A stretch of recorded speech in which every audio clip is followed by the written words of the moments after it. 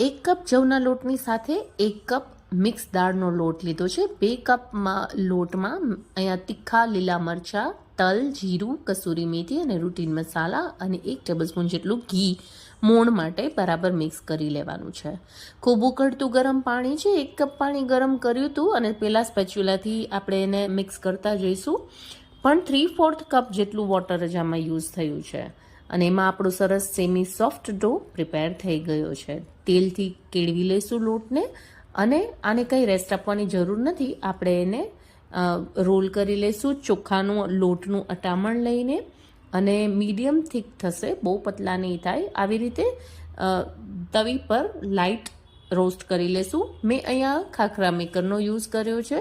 વચ્ચે ઘી અપ્લાય કર્યું છે એકદમ લાઇટ અને 2-3 સેકન્ડમાં જ ખાખરા મેકરમાં રેડી થઈ જાય છે. પણ તમે ટ્રેડિશનલ વે પણ